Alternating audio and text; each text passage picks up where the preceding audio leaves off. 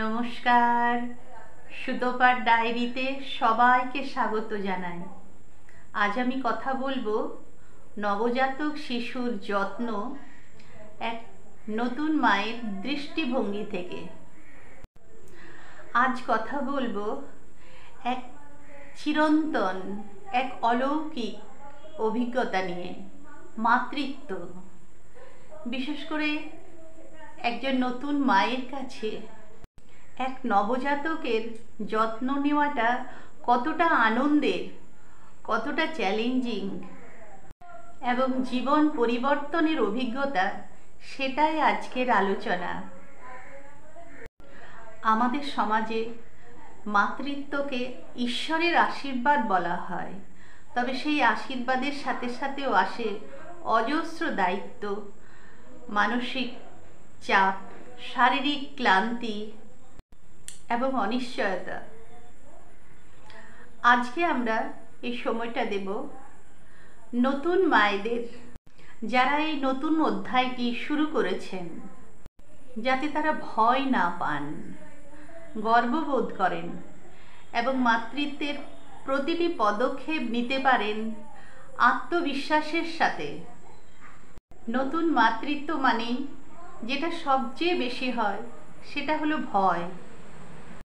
শিশুকে কোলে নেওয়ার ভয়, যদি কাঁদে, যদি ঠিকমতো দুধ না খায়, যদি ঠিকমতো না ঘুমোয়, এই ভয়গুলি স্বাভাবিক।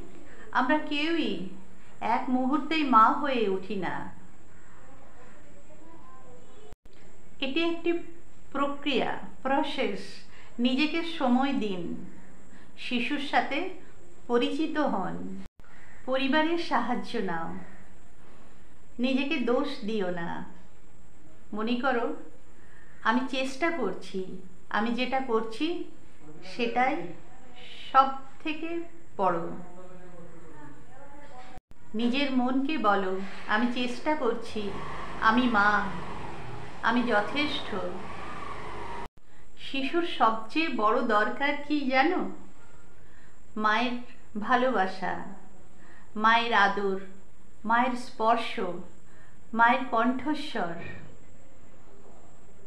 শিশুকে বুকের কাছে রাখো, মৃদু গলায় কথা বলো, ওর চোখের দিকে চোখ রেখে হাসো।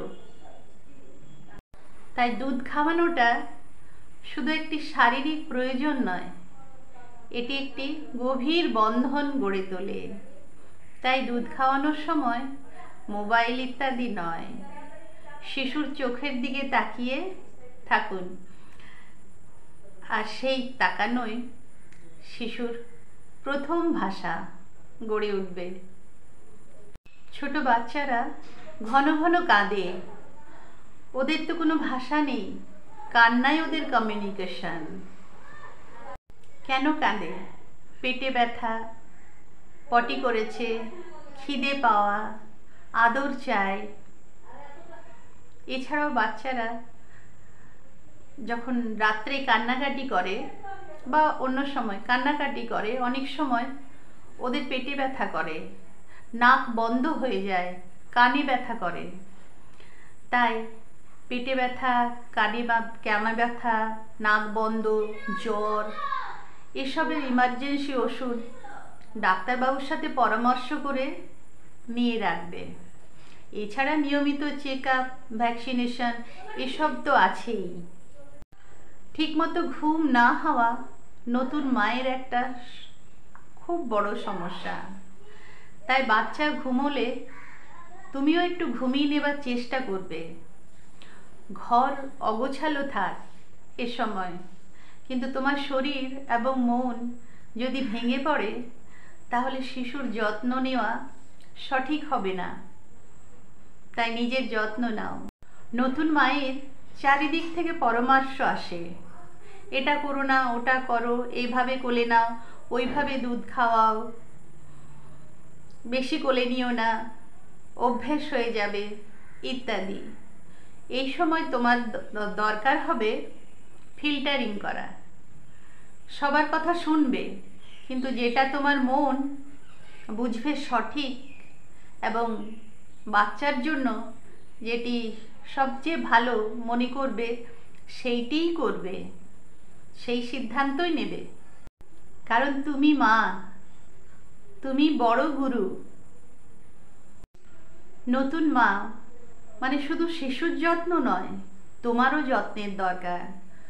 তোমার শরীরের যত্ন, ঠিকমতো খাওয়া দাওয়া, আরাম, হাসি সব কিছুরই দরকার। তাই সেদিকে বিশেষ খেয়াল রাখবে। নিজেকে ভালোবাসো। আয়নার সামনে দাঁড়িয়ে বলো, আমি মা, আমি শক্তিশালী, আমি যথেষ্ট। তুমি একটি নতুন জীবন সৃষ্টি করেছ। তুমি হয়ে উঠেছ এক নির্ভরযোগ্য আশ্রয়স্থল। আজ হয়তো ক্লান্ত লাগছে, চোখে ঘুম নেই, মন বিষণ্ণ, কিন্তু কিছুদিন পরে যখন ওই ছোট্ট মুখটি তোমাকে মা বলে ডাকবে, সেটাই হবে তোমার জীবনের সবচেয়ে গুরুত্বপূর্ণ মুহূর্ত, শ্রেষ্ঠ উপহার। নতুন মা হওয়া মানে নিখুঁত হওয়া নয়, ভালোবাসা দিয়ে ভরা থাকা। ভুল করবে, ঠিক করবে, এটা একটা পথ চলা, এটা একটা প্রসেস। নিজেকে ভালোবাসো, শিশুকে ভালোবাসো, এই নতুন মাতৃত্বের সময়টা ভালোবাসো। মাতৃত্ব একটি যাত্রা, কঠিন অথচ অপূর্ব। তুমি একা নও, সমস্ত পৃথিবী তোমার সাথে। আত্মবিশ্বাসী হও, মাতৃত্বের প্রতিটি মুহূর্ত উপভোগ করো। ধন্যবাদ। সমস্ত নতুন মায়েরা খুব ভালো থেকো, আর তোমাদের আদরের সন্তানকে খুব খুব ভালো রেখো। নমস্কার।